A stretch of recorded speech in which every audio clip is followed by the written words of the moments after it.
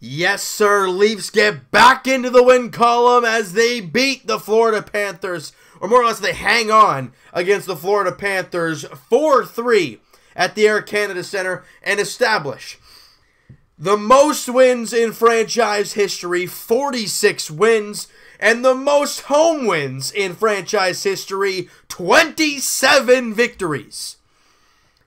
Now, we've talked about some times in this season about when the Leafs don't come to play early, they go down a couple goals, and they play great the rest of the way, but it's too little too late and they can't come back. Well, today, the script was flipped. The Leafs come out flying. I mean, they come out like crazy. And not even, or just over 3 minutes in, Mitch Marner fires a puck on net, misses wide, bounces back off the boards. 3 Florida Panthers are just staring at the puck. Meanwhile, Mitch Marner is skating directly at it and blasts it over Roberto Luongo's glove side, short side, and Leafs up 1-0.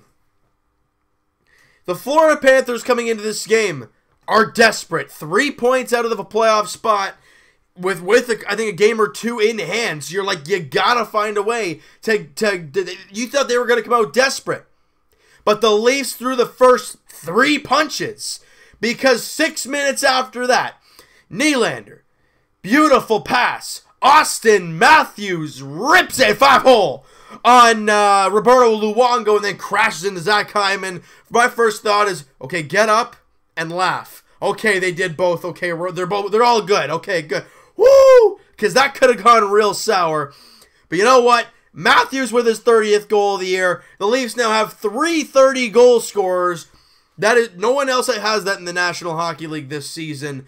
Riley and Plekanec assisted Mitch Marner's goal, Plekanec's first point as a Toronto Maple Leaf, and he has looked better and better every single game. Nylander and Jake Gardiner grab assists on Matthews' goal. Leafs up 2-0. We ain't even 10 minutes into the game.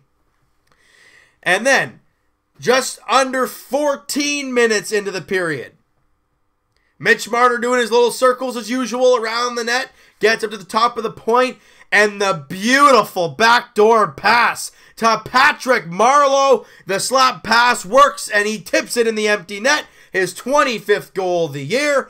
He ties Frank Mahovlich in the all-time goals list, and Mitch Marner grabs an assist there. He has been on fire. He has been terrific, and the Leafs up 3-0 in the first period. But you got, like I was saying to myself, I'm like, you got to close the period good because you'll be up 3-0 after one. It's a perfect period. Jonathan Huberdeau scores, and it's his 24th of the year with under 3 minutes to go in the first period. And it's 3-1.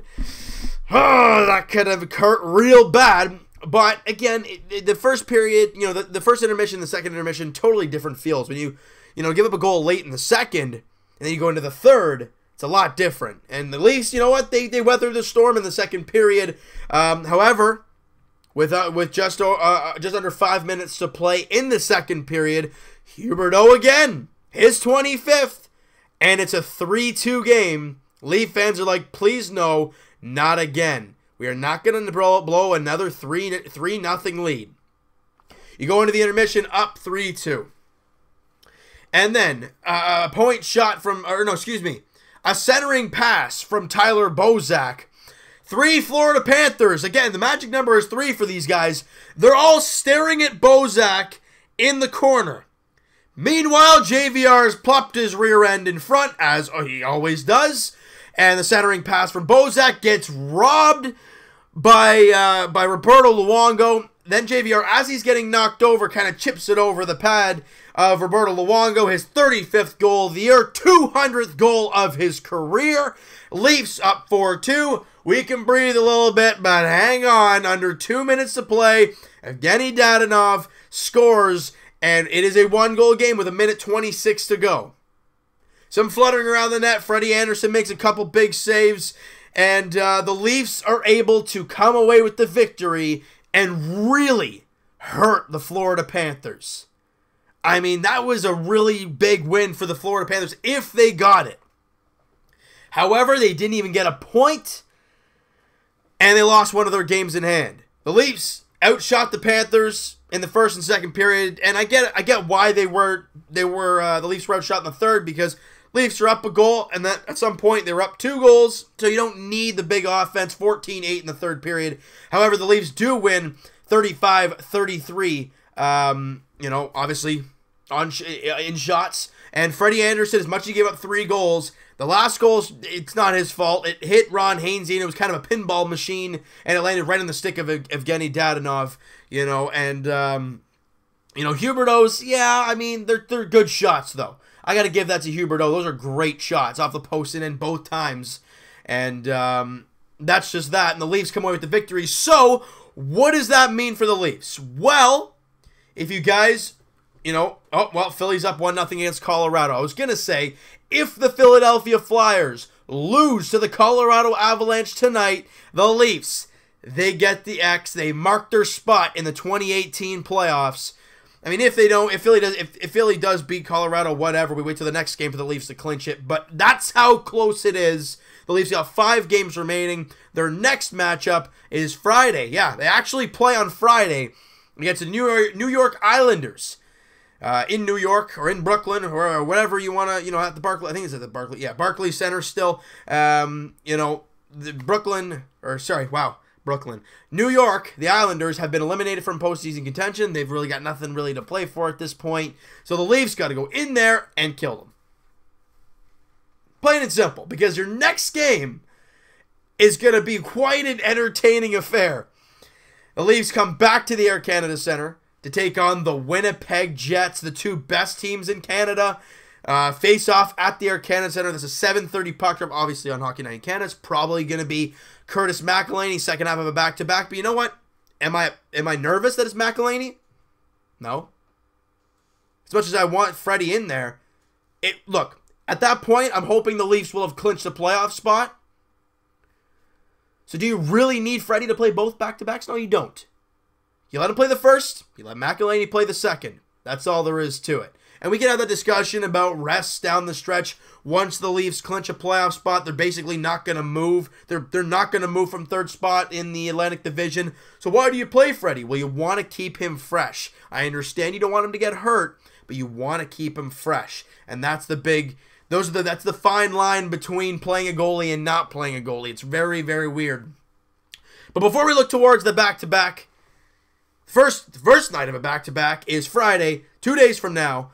Well, I guess technically 1 full day and then game days on the Friday. But anyways, you play the New York Islanders, 7 o'clock puck drop in Brooklyn as the Leafs look to win their 2nd straight game. The Leafs come out flying today. We're able to hold off the Florida Panthers. Great win there by the Buds. And now we scoreboard watch a little bit. And if Philly does win, oh, well, we just wait till the next game to clinch, right? We know what's going to happen. It's just a matter of when, all right? So you know what, guys? That is going to do it for this one. You guys enjoyed this video and you guys enjoyed this game, smack that like button. I do appreciate that. Hit the subscribe button if you guys have not already. By the way, if you guys are still watching the video, I totally forgot to mention Freddie Andersen's ridiculous glove save. I forgot who that was against, but he was lying down and I think it was Huberdeau actually, fires it right into his glove. Big save there to keep it close at that point in time. And I just want to mention that real quick. Hit the subscribe button if you guys have not already. Comment down below what you guys think of this game. Who's your player of the game? I got to give my it to Mitch Marner. That guy has been on fire lately. A 10-game point streak, and he is nuts. He is going to get paid.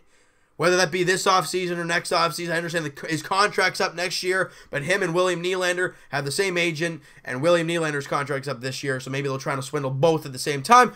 Who knows? All right, so we'll talk about that later on, but great night for the Leafs. They get the victory at home, regulation victory, great stuff. Possibly clinch a playoff spot tonight. If not, you wait till Friday, and if the Leafs beat the Islanders, they clinch a playoff spot. All right, so we'll talk to you guys Tuesday. Next Tuesday, podcast edition, we'll be breaking down Leafs, Raptors, Jays, around the league, because all 3 teams will be in action, and we'll all be going great because it's so much sports.